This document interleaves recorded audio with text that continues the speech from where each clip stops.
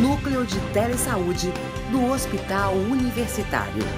Universidade Federal do Maranhão. Nós vamos hoje comentar sobre as estimativas da Covid-19 para o Brasil e as medidas de contenção social. Muito bem, então, o primeiro caso da Covid-19 no Brasil foi diagnosticado em São Paulo, né, no final de fevereiro, logo ali após o Carnaval. E, na sequência, vários estados brasileiros, né, eles editaram decretos com várias medidas de contenção da doença. Dentre esses decretos, né, que foram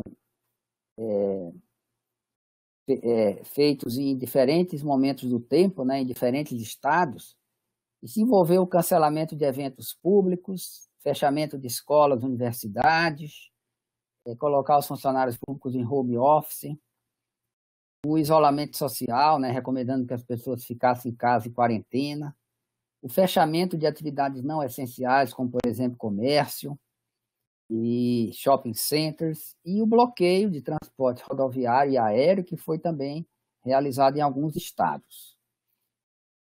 Aqui no Maranhão, né, essas medidas foram tomadas aí por volta aí do final de março, quando ainda não havia praticamente nenhum caso notificado aqui no estado.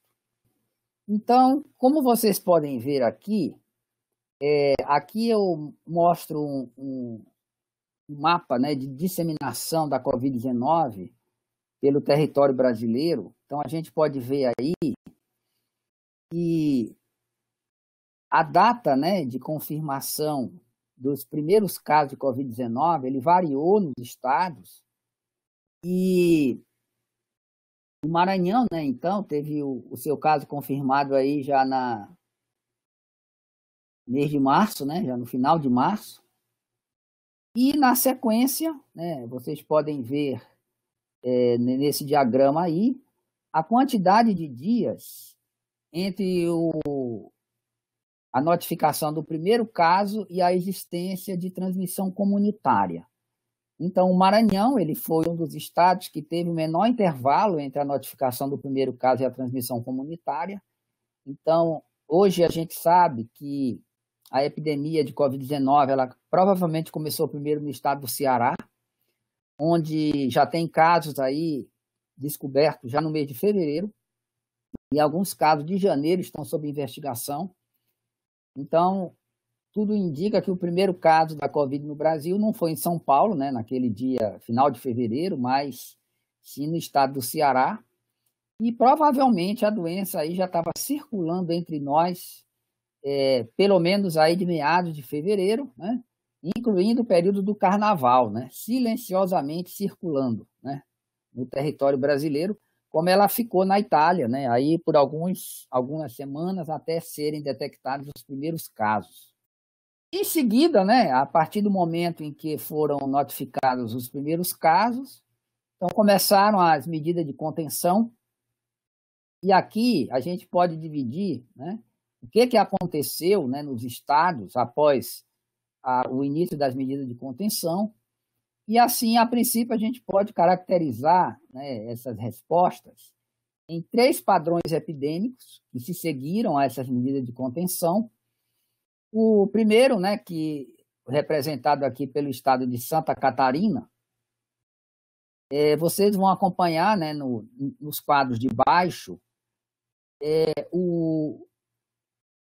o índice de redução da mobilidade social, né, que aqui está escrito em inglês, né?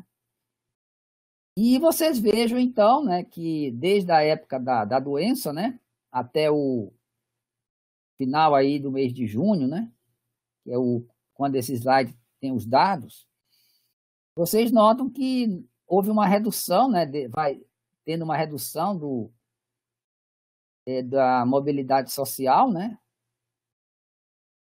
ou seja, uma diminuição do isolamento, né, ao longo do tempo. E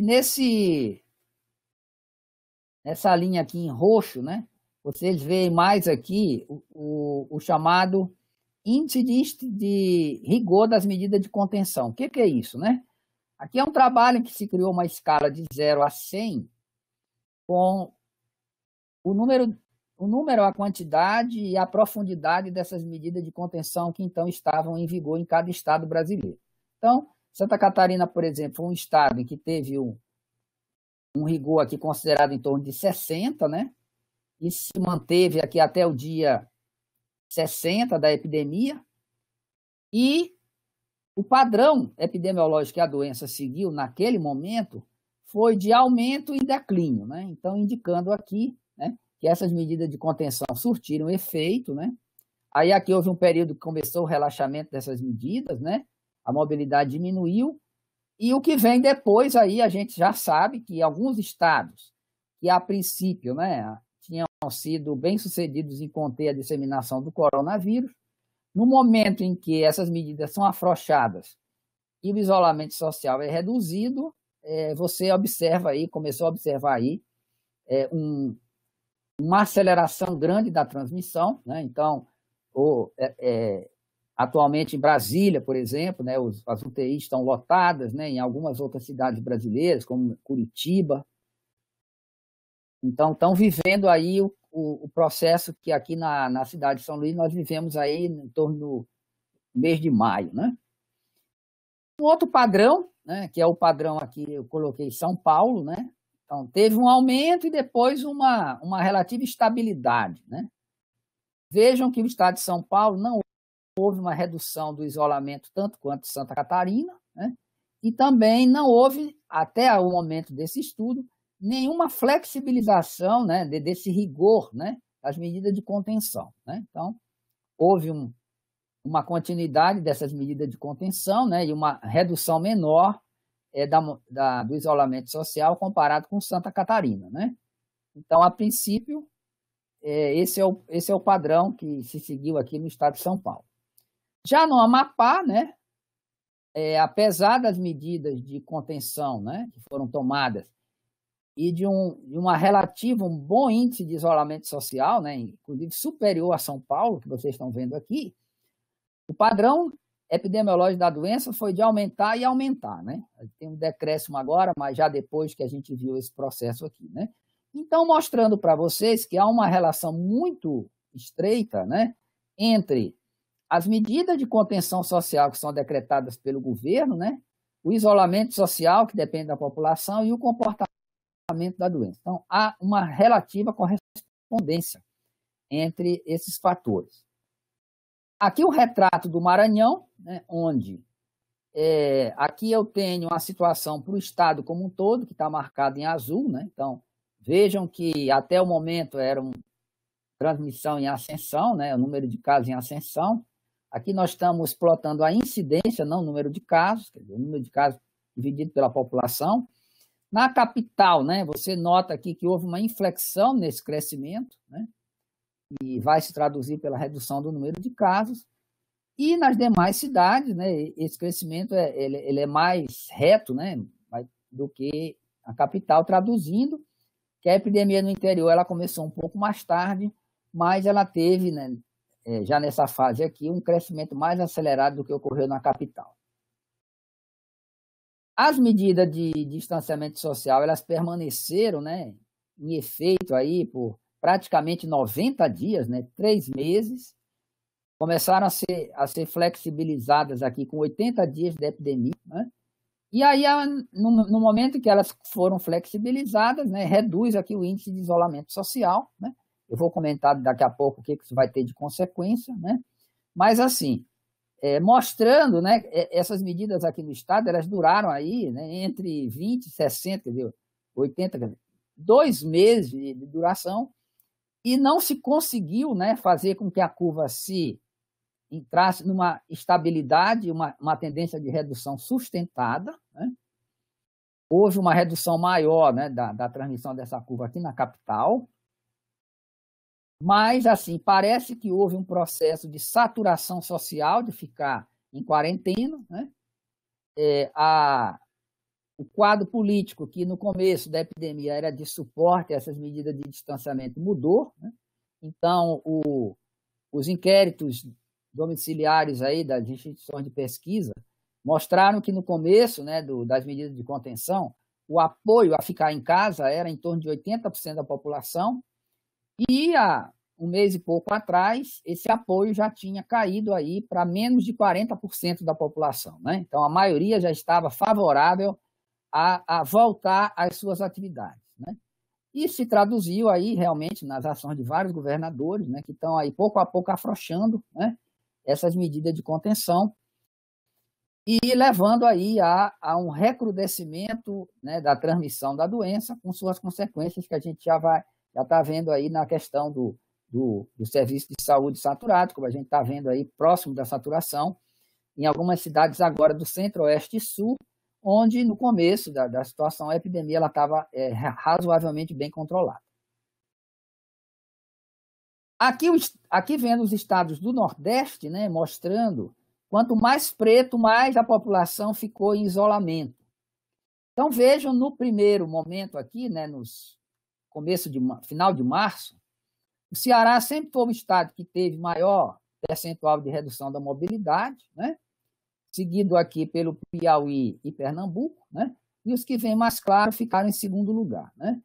Já no segundo período, que foi o momento de maior apoio, né, essas medidas de distanciamento, que foi aqui mais ou menos quase todo o mês de abril, Ceará e Pernambuco mantiveram maior isolamento social, né, e os demais estados do Nordeste, incluindo o Maranhão, um índice de isolamento um pouco menor, aí na faixa de 44% a 48%. Né? Mas nenhum lugar do Brasil se conseguiu o índice de isolamento acima de 60%, e seria o indicador mínimo para a gente realmente conseguir controlar com um percentual bem razoável a transmissão, né? Reduzir a transmissão para ela ficar realmente bem, bem pequena. Nenhum estado brasileiro até o momento conseguiu isso. E no terceiro estágio, né, onde começa a saturar, né? Então o Ceará que já diminui o isolamento, Pernambuco também, e a Bahia diminui mais ainda, né? Então vejam que aqui no Nordeste os estados que começaram, a epidemia decolou primeiro, foram Maranhão, Ceará e Pernambuco, né? E no segundo estágio a economia acabou, pouco a pouco, decolando em todos os outros estados, né?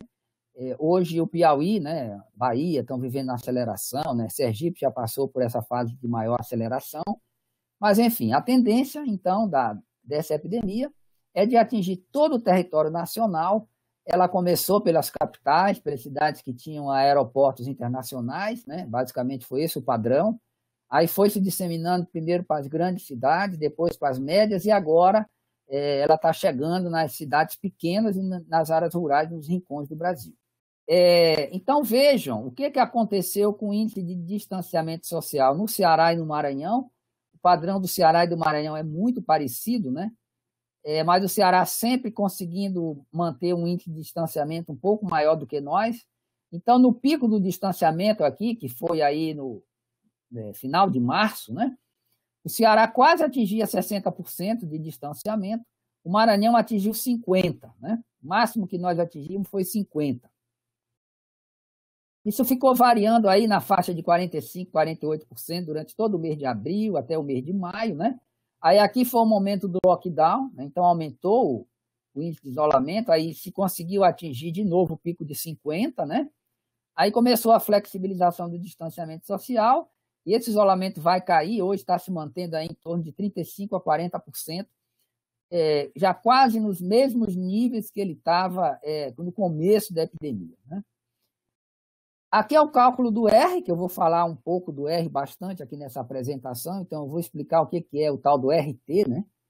O RT é um indicador de transmissão, né, da Covid-19, né, na realidade qualquer doença transmissível. Ele mede, em média, quantas pessoas um infectado transmite a doença, né? Para quantas pessoas um infectado transmite a doença. Então, no começo da epidemia da Covid-19, né, o RT, né, que a gente chama de R0, porque é no período inicial da epidemia, ele é calculado em torno de 3. Então, se você não fizer nada, cada pessoa, em média, vai transmitir para 3 pessoas. Aí 3 vão transmitir para 9, né? 9 para 27, 27 para 81 e assim vai, né? Então, por isso é que a gente diz que a doença ela tem uma progressão exponencial. E com esse R0 de 3, a propagação dela é extremamente rápida, e foi o que aconteceu bem no começo da epidemia. E aí, quando as medidas de distanciamento social foram implementadas, né, esse R, então, cai, né?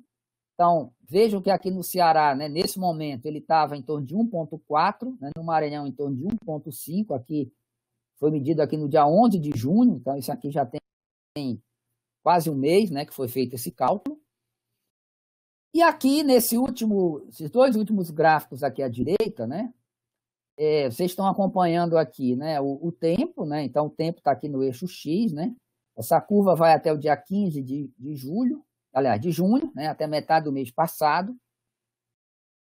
Essa linha interrompida mostra qual é a curva que a doença teria seguido se não fossem as medidas de contenção, né? Então, nesse momento, bem aqui, ó, aproximadamente no dia 31/3, houve uma divergência entre o crescimento esperado da Covid-19 no Ceará, né, e o crescimento mais comportado que ela passou a ter. Então, vejam que, apesar, né, das medidas de contenção terem surtido efeito, né, o que elas conseguiram, na realidade, foi colocar um freio na doença. Mas esse freio não foi suficiente para trazer a transmissão para níveis bem baixos, de forma que você pudesse, então, ficar só no controle de alguns focos residuais. Então, não foi isso que aconteceu até o momento em nenhum lugar do Brasil, né? Então, você ainda tem uma transmissão que é relativamente alta em praticamente todas as cidades do Brasil, né? E aqui embaixo a gente vê a mesma coisa para o Maranhão, né? E por volta do dia 9/4 é que houve a dissociação entre essas curvas. Então, esse teria sido o crescimento que a epidemia teria no Maranhão se nada tivesse sido feito, né? Essa foi a curva mais comportada que a doença seguiu, né? Então, diminuiu a inclinação, né, desse aumento, mas ainda realmente foi um aumento exponencial, né?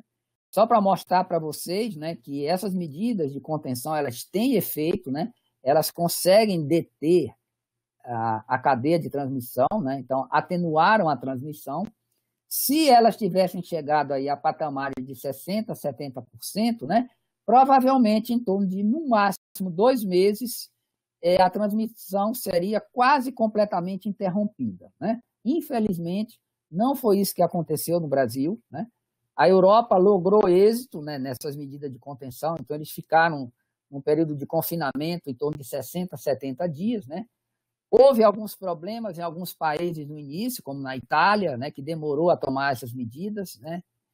Quando tomou o norte do país, já estava com uma epidemia bastante disseminada, mas eles conseguiram evitar um caos no sul, né? A Alemanha, a França, que adotaram as medidas desde cedo, Espanha, Portugal, né? Então foram bem sucedidos no controle, né, da disseminação da Covid-19, né? Tiveram problemas, né? Houve realmente grande busca por serviço, mas em nenhum desses países, exceto a Itália, passou-se do ponto de saturação. E na Grã-Bretanha, que foi o país, né, desses aí que demorou mais a tomar as medidas, foi o país que passou com mais tempo com uma transmissão residual, né? Residual não, um pouco acima da residual, né?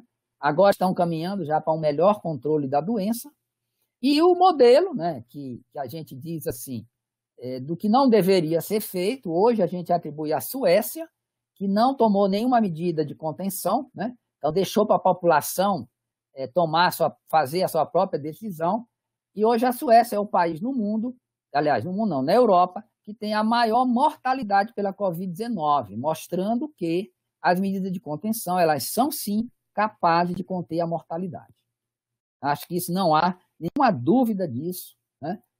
E nenhum local científico aí mais sério, né? Muito bem. Aí eu trouxe aqui, né, só fazendo aí ainda um preâmbulo, né? Então, diferentemente do que aconteceu na Europa, a situação nos Estados Unidos e no Brasil, ela foi bem diferente. Então, o que a gente viu nesses dois países foi a falta de um plano de enfrentamento, né? Um plano de enfrentamento adequado contra a disseminação da Covid-19, né? E aqui eu trouxe, né, só para mostrar para vocês, os critérios para a flexibilização do distanciamento social recomendados pela OMS. Então, a primeira coisa para a gente poder abrir, né, reabrir a sociedade, né, a economia, é uma evidência de que a transmissão realmente está controlada. No Brasil, né, essa evidência ainda existe, né, até o momento.